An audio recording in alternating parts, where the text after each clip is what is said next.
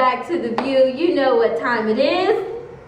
Hot topic time. All right, so now for those of you who are watching at home and those of you who are here with us, I'm sure all of you have heard about the very, very epic fail speech given for the new release of the long-anticipated Xbox game, Battlefield 4. The video has gone viral. Now, the game designer, who's the tech whiz behind this awesome product, had a semi-meltdown when his presentation kind of had some technical difficulties.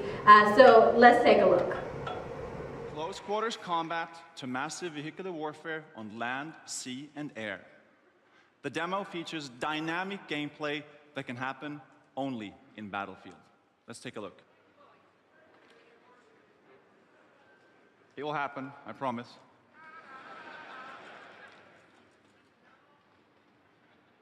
I'm fine.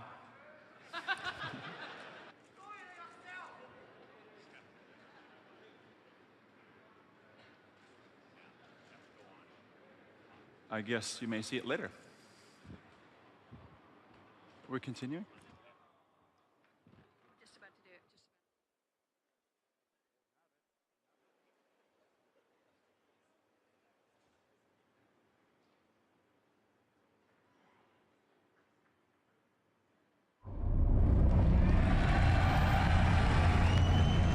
Now here's my thing. How are you a game designer and you can't get your technology right in your presentation? Like, that makes no sense. Like, it's just a big fail on your part because you design games. Like, did you not go over your presentation before you presented it? Like, that's just appalling. I agree. But I feel bad for him, and like, stuff happens. Like, I mean, stuff happens when you're doing presentations and speeches, and I'm sure he must have went over, and sometimes technology just doesn't like you. Like, I know that's happened to me, like, it's happened to everyone.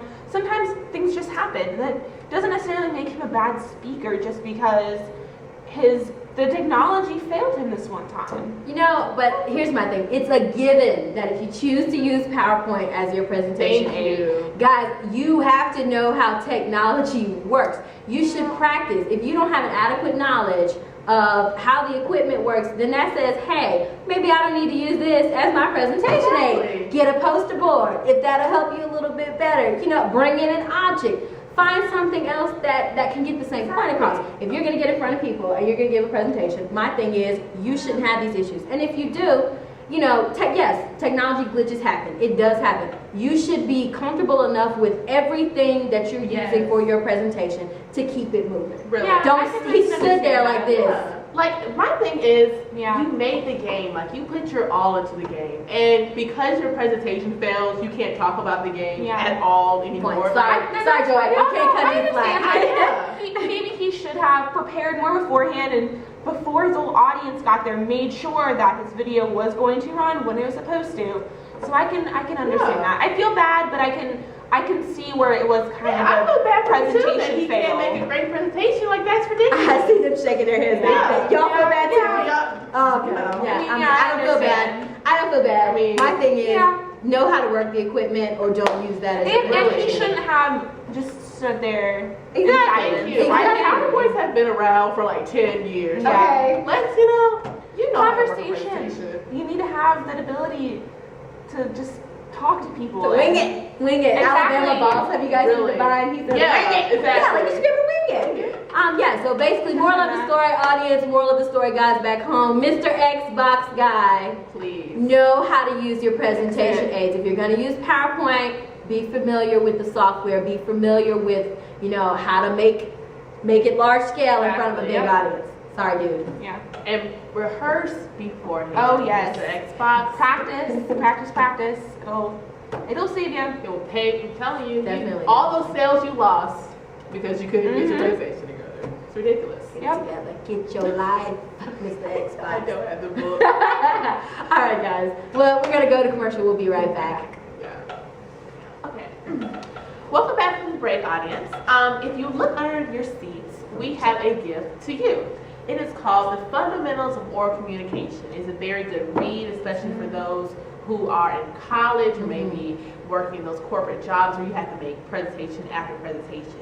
And it's especially good for what we're talking about today, presentation aids, because if you look in chapter 8 of this book, it tells you all about great presentation aids, the pros and cons of using different ones. This is just a really good book, and I hope you take it home and you use it because it will help you. That's kind of something to free something. Give from us to you. Useful free something. Gotta read it because it'll help. Right. Please read it. Do not use it as a doorstop. If only Mr. Xbox man had used it. Exactly. If he used it, I'm telling you, I would have bought the game if he used it. Yeah, maybe. Okay. So guys, now before we go, we wanted to give you guys some tips on how to use presentation aids with a few examples. So Mr. Xbox, if you're watching, pay attention. This is for you. Yes. All right. Here we go. So, when you're using whiteboards as a presentation aid, you want to make sure everything is nice and orderly. So if you look at the left side, it's very sloppy, it's scribbly, you don't know what's going on, you don't know what the topic is.